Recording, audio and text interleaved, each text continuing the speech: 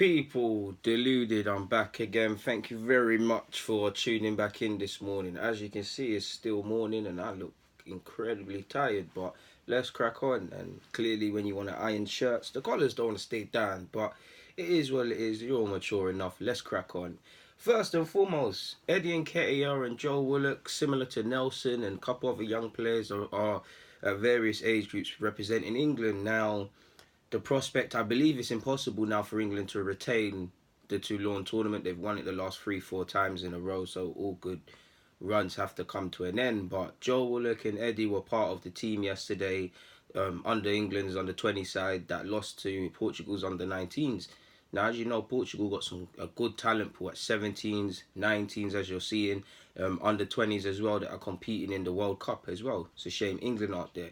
The talent pool in Portugal is ridiculous, man. And I think Portugal, Holland, and Italy as well. I know it's France and Spain are always going to have players, and England are coming up too. But these countries are turning into gold mines again. And even if you're not looking at the players that are being selected at international level, look at the ones that are just missing out.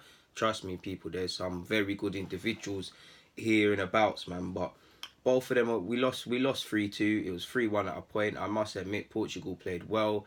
You lot know already, like, is it Romario Balde? I can never say his name, but I've done a video on him. Portugal got two good wingers. I can never say his name. It begins with a C. It's not Canelo or something. It's the lad that was, I know people, the sporting lad that was wanted by Benfica and Liverpool. He's a baller. I can't say his name. I cannot say his name, people. Felix Carrero, that's it. So you got Mbalo and well, Balde's not his name. You've got Mbalo, who I've done a vid on before, and you've got Carrera. So there's some good talented players there with Portugal. A couple of their centre mids are ballers as well. It was a good bit of play, man. I think we shot ourselves in the foot. I'm not gonna review the whole game, but Eddie's goal was a good instinctive finish essentially. Ball came in from the left hand side. He took an initial effort, it didn't go in. Bit of a scramble, and then he pulled it in. He did have a couple of chances. I felt he could have added more to his score sheet. I do think he's got to work on playing with his back to goal if he is going to have a future at Arsenal. But I think he did well, man. As usual, down the channels, working the right-hand channels, he's always going to do well there. I think second half, him and Joe Willock came alive even more. I think throughout the game, Joe Willock had good touches. And obviously, Joe scored as well. Similar to Eddie, completely different, but a tap-in of sorts. Ball came in from the right-hand side. I think it actually missed Eddie and Joe tapped it in. Second half, Joe was making some good forward runs. So it's nice to see both have scored and things like that, because both have big seasons coming up. They're both turning 20 if they're not 20 already. Need to be playing first-team football, whether it's here or somewhere else, because under 23s isn't really going to help you to a degree, to be fair. It's not, in fact, it's not even to a degree, it's not going to help you. It's not going to help Eddie. Joe Willock needs to be playing against tougher midfielders and defenders. Eddie needs to be playing against different sort of players as well. They're running rings at under 23s level. I mean, even if they were half the players they are, they would still be able to do it. So it's nice to see they both got a run out for England, man. But in regards to that, and on the topic of Baldo as well, I can't say his name, but he's contracted until 2019. Surely Arsenal should get that on a free transfer, if not for resale purposes. So that's that in regards to that. Now, a bit more juicy. I know you've all probably seen. I don't think it's going to happen, and I'll be surprised if by the time this video comes out that cold water hasn't been poured on it. Xhaka's been linked with Inter Milan again. Now, rumours are intensifying. Allegedly, when confronted by reporters while on Switzerland duty, he didn't deny it, but he didn't confirm. He didn't play down reports, but he didn't deny them either. Now, that could be for various reasons. There could be legit interest, which I think there is, but isn't going to happen. Or he just didn't want to get involved in nonsense. Or he just didn't feel like answering. Now, we'll never know. I mean, I can't see it happening, because if you're into Milan, you'd probably want to go along with an option to buy for Xhaka. If I'm Arsenal, whether you think he's worth it or not, I want my 40 million back. And again, I wouldn't pay that, so we'd be at loggerheads. And along with an option to buy doesn't really make sense from an Arsenal perspective or Unai Emery, because again, take your own personal opinions off Xhaka, but if we just look at the player, he's played a lot of games here, so to a degree he's seemed key to the manager's plans. He signed a new deal, he's played as a captain, so he is seen someone that's important. So you're going to have to make a decent offer for Unai Emery to be tempted to part with his man and create more possible. Well, there already is a hole in our midfield, but create more holes without signing possibly, which I think we need is a right back and obviously a left-hand sided fullback as well, centre half, winger, all of these things. Why create more issues? Yes, you could say if you sell him.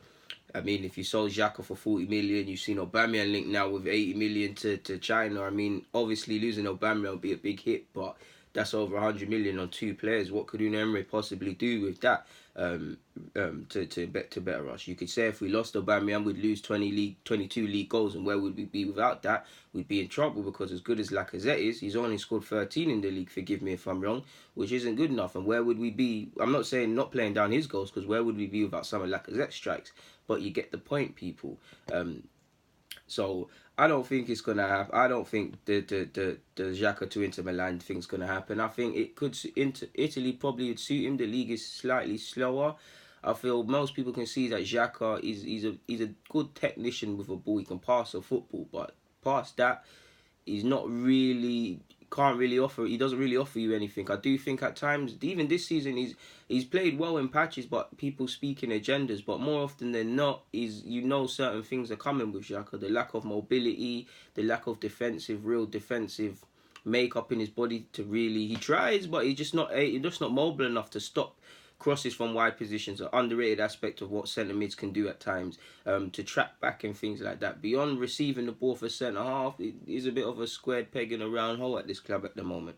I like Xhaka to a degree. I think he can be used in the squad. If I was his manager, which I'm not, and you remember and that's all that matters, he wouldn't play nearly as much as he would for me, because he's just not the sort of mustard I would like. I can have him in my squad, but consistency purposes.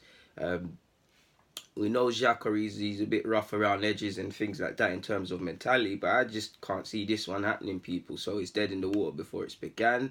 We've been linked with us, Spurs and West Ham are trying to sign Dani Ceballos. I mean, we're linked with him every summer.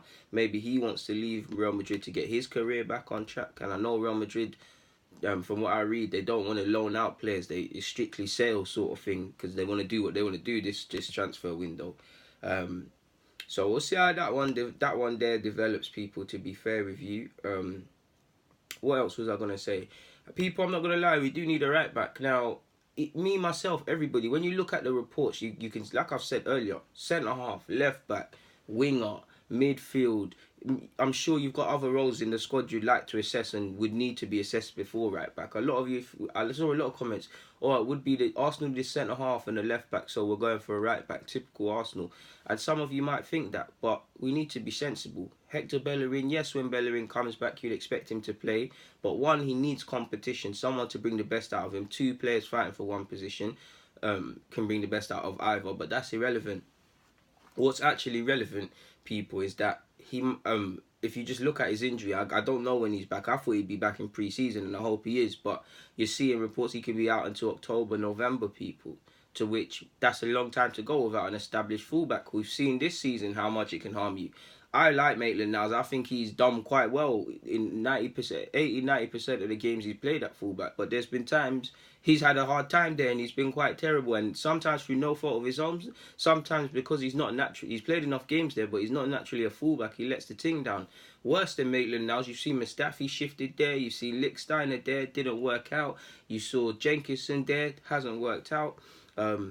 And probably with keeping Jenkinson last season and bringing in Lichtsteiner on a free transfer, as we all know, when you take shortcuts, it can cost you. Neither are good enough backups if and when the time, or sadly something happens to a first choice fullback, and it comes and it shows you. So maybe the club don't want to take shortcuts again that cost them in the long term and get an adequate somebody in. Because if we start the season without a full right back, or to go October, November without a first choice right back, is a long time and could be more of the same, people. Again, touching on Bellerin, one, we just need Bellerin to get fit and not to rush it, because the ligaments and the knees and all them things are very delicate. Secondly, just because he's back in October, November doesn't mean he's necessarily ready to play then. Thirdly, if he was ready to play then, he's not going to be able to play 90 minutes. And if he is, what level is he going to be at? And if he isn't at the level required, he's going to take a while to get back to that level. He's going to need to. He's missed a lot of football. And he's an established professional, so he has to deal with the pressure. But it'd be unfair, realistically, to expect him to play or return to his highest performing level in terms of his output when he's missed so long. So we need to be easy. If he gets rushed back, he suffered, God forbid, a setback, what happens then? Or if he comes back and he's underwhelming because he's rushed it, you've seen what happens when players rush back from fitness, rush from injury to be full to be fit again and start games. You saw it in the Champions League. What happens? You play quite anonymous, Mr. Harry Kane. You see what happens. So we do need a right back. I must admit, it is alarming that that last season and this season, the academy wasn't looked at again. I must admit, people, I like Osei Tutu as a footballer, but I'm not. I wouldn't say I'm the biggest fan. Like, what I mean by that is I can appreciate his abilities and I like him, but I'm not sure of his level in it. Why wasn't he given chances or to be the backup? Of course, youth is youth and that, but wasn't he someone allegedly Emre liked and was going to be given chances beyond pre-season? You don't know. I think Vontae Daly-Campbell was quite raw at times in several instances because of his age, but he's someone that potentially can have a future as a right back at a top team or in a good or playing at a good level. He wasn't looked at, and sadly, just based on his contract, he looks to be going out through the door.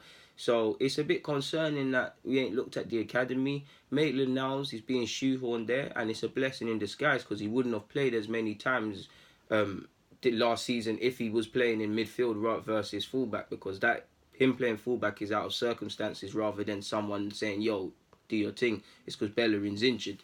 He's getting games and it's helping him advance himself, but you're taking shortcuts. So we're not going to sign Wan-Bissaka and players like that, but it makes sense as to why they scouted him, why the links are there with Meunier. Matter of time before we're linked with Semedo, in my opinion, from Barcelona and stuff like that. But I do support the club in needing another right back, to be fair with you. It makes full sense. Of course, if we bring in a right back and I don't see a centre half and a left back, of course, like you lot, I'm going to assume it's going to be more of the same this season. But from last season, well, the season that's just finished, people. But I'm sure most of you that are sensible enough get where I'm going at this point. So I don't think I need to add anything else. So on that note, I think I've spoken about everything. What we've spoken about, Xhaka's business, spoken about the need for a right back, and I think we've spoken on Joe Willock and Eddie playing in the Toulon tournament. On that note, people, I'm out. Thank you for watching. DG.